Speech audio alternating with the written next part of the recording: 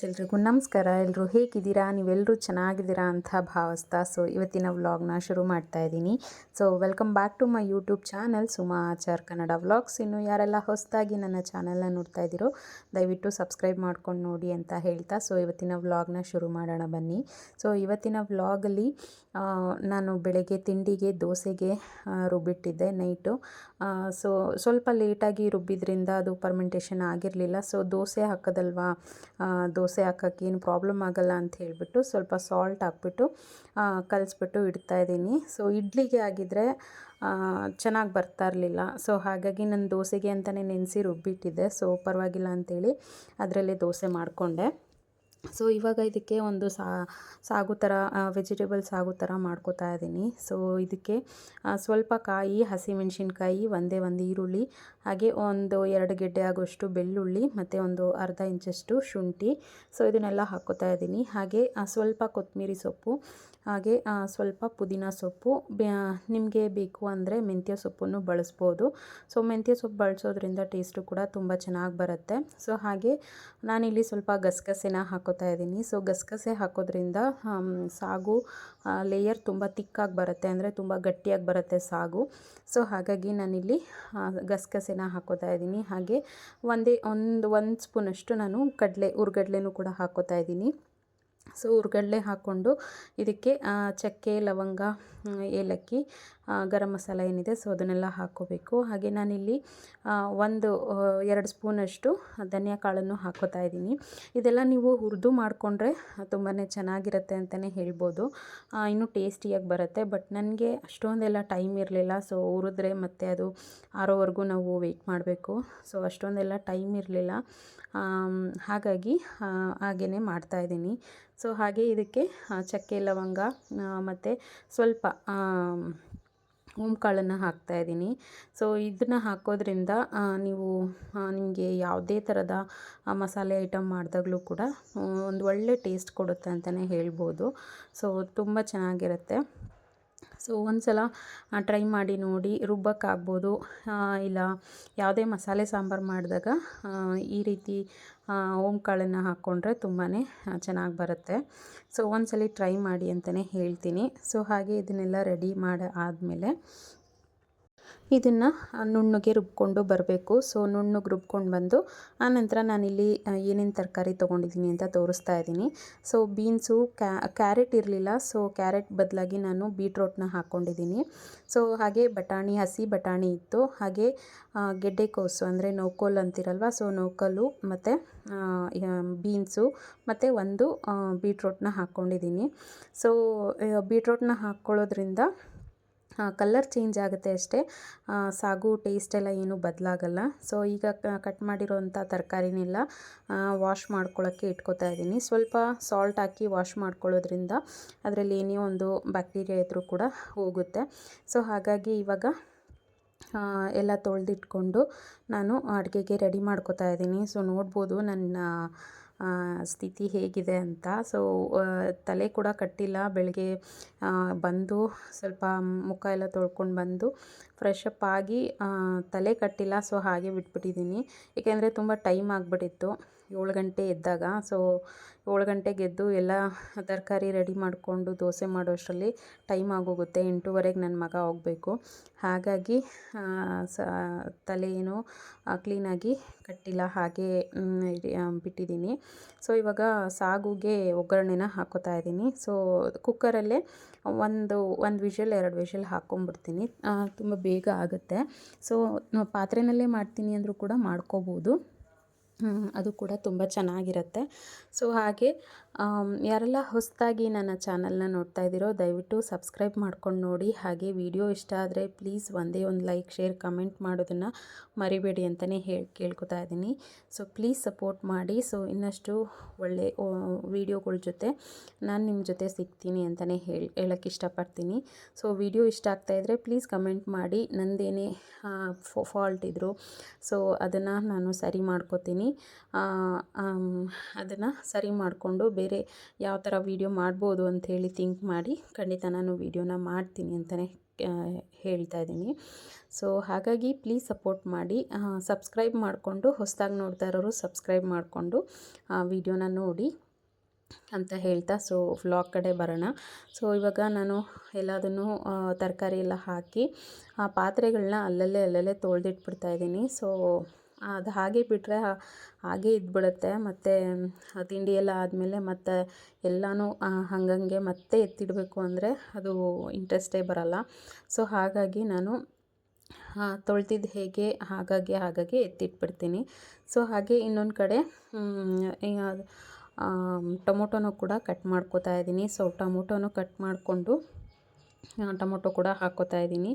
So ಟೊಮೊಟೊನ ನಾನು ಲಾಸ್ಟಲ್ಲಿ ಹಾಕ್ತೀನಿ, ಏಕೆಂದರೆ ತರಕಾರಿ ಜೊತೆ ಅದು ಒಂದು ತರಕಾರಿ ಥರ ಸೇರಿಕೊಳ್ಳುತ್ತೆ.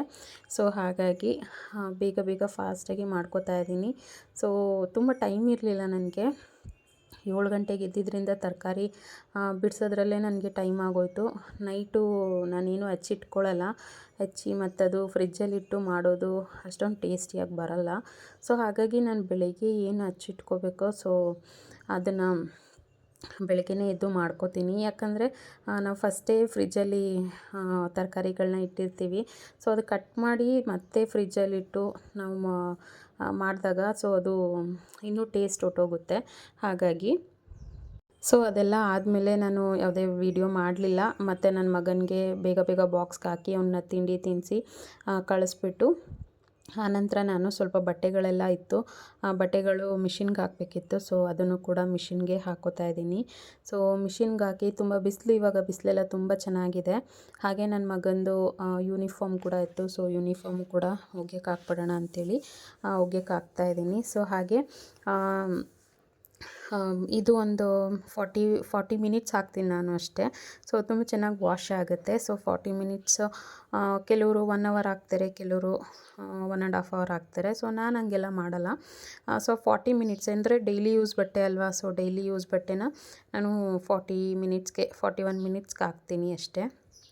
ಸೊ ಡೈಲಿ ಯೂಸ್ಗೆ ಏನಷ್ಟು ಕೊಳೆ ಆಗಿರಲ್ಲ ಅಲ್ವಾ. ಸೊ ಹಾಗಾಗಿ ಸೊ ನೋಡ್ಬೋದು ಇವಾಗ ರನ್ ಆಗ್ತಾಯಿದೆ.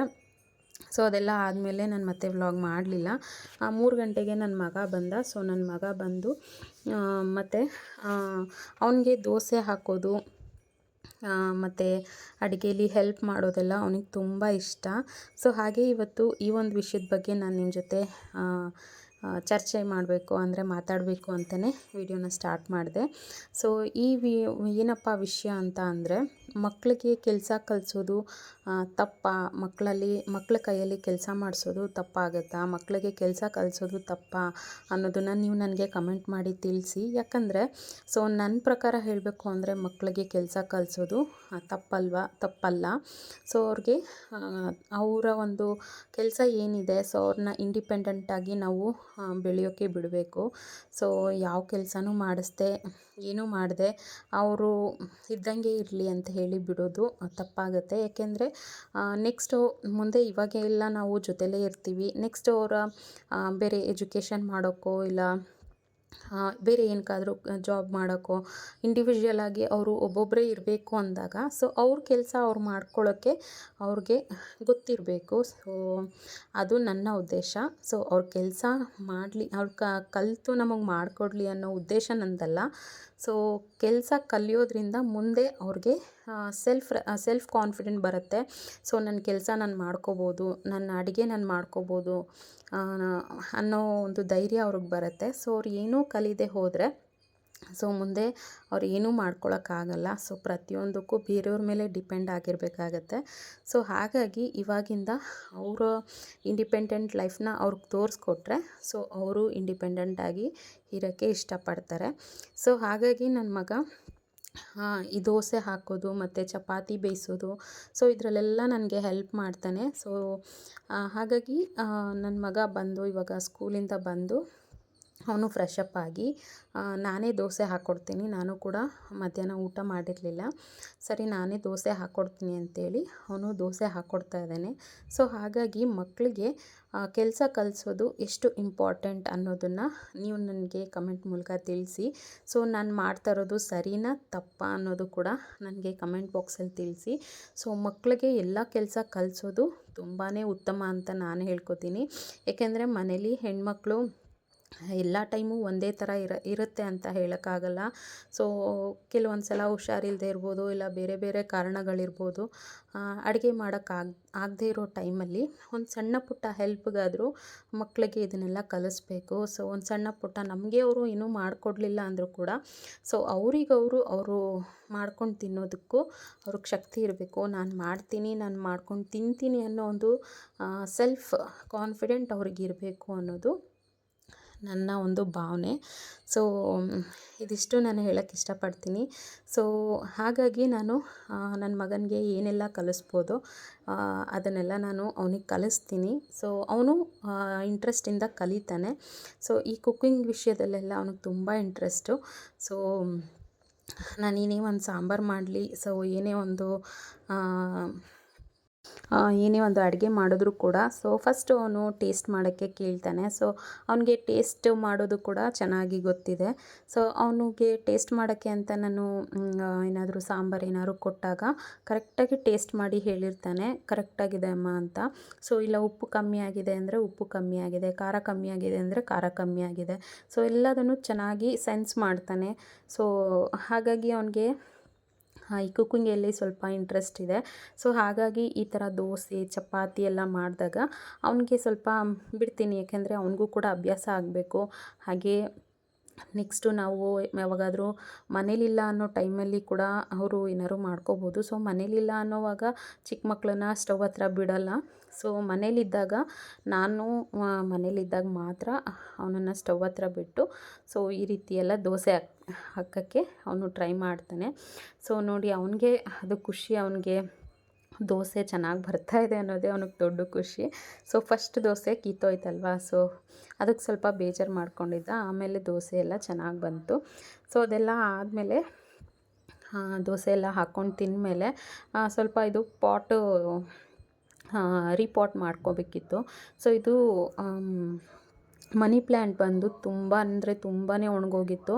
ತುಂಬ ಚೆನ್ನಾಗಿತ್ತು. ನಾವು ಹಳೆ ಮನೆಯಲ್ಲಿದ್ದಾಗ ಚೆನ್ನಾಗಿ ಬಂದಿತ್ತು.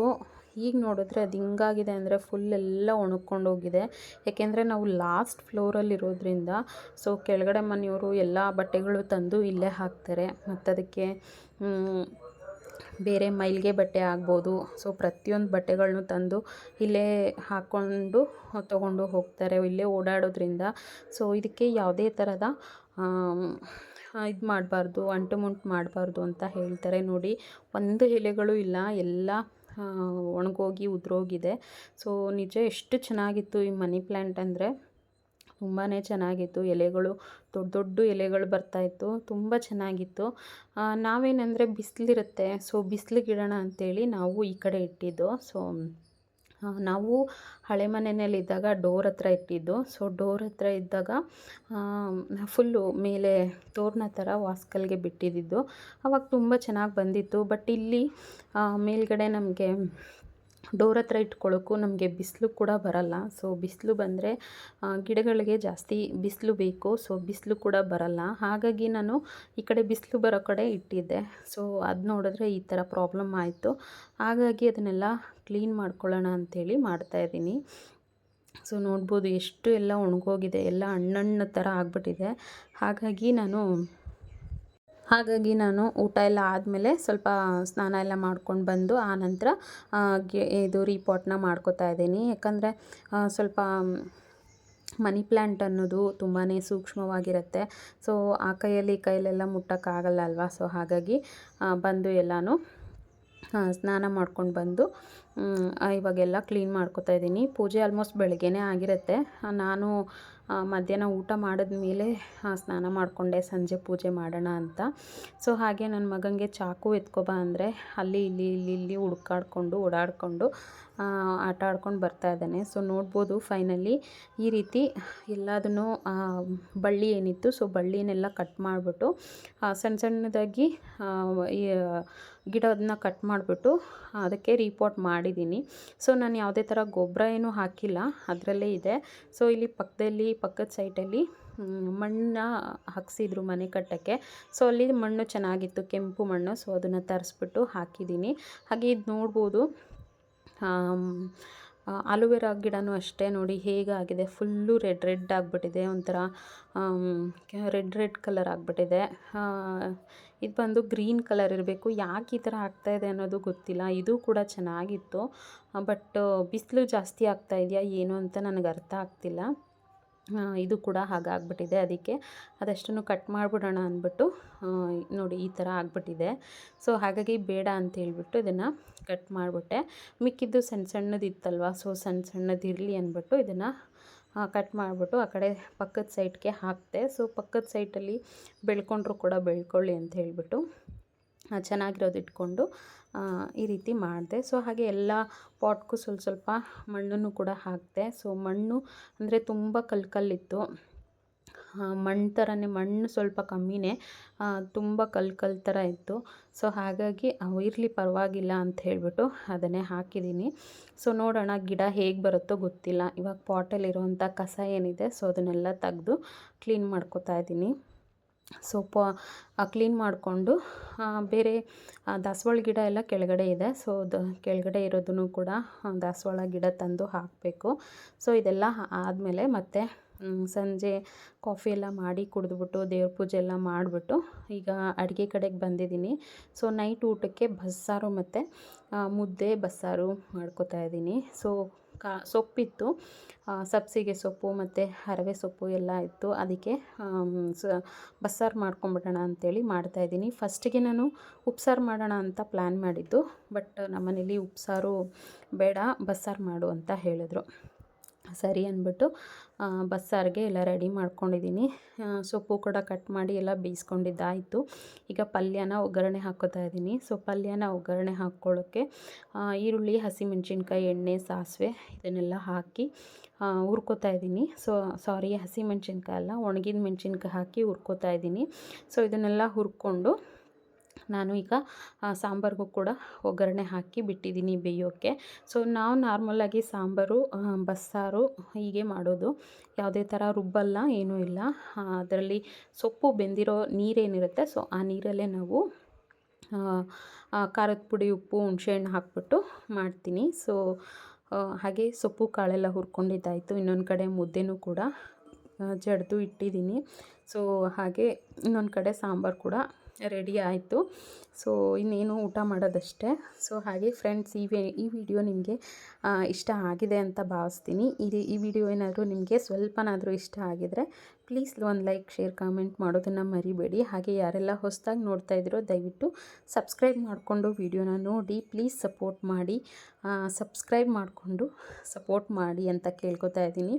ಸೊ ಹಾಗೆ ಬಿಸಿ ಮುದ್ದೆ ಜೊತೆ ಸೊಪ್ಪು ಕಾಳಿನ ಪಲ್ಯ ಹಾಗೆ ಬಸ್ಸಾರು. ಸೊ ಇವತ್ತಿನ ಊಟ ಆಗಿತ್ತು. ಸೊ ಇವತ್ತು ಫುಲ್ ಡೇ ರೊಟೀನ್ ಹೇಗಿತ್ತು ಅಂತ ನಾನು ವಿಡಿಯೋದಲ್ಲಿ ಶೇರ್ ಮಾಡ್ಕೊಂಡಿದ್ದೀನಿ.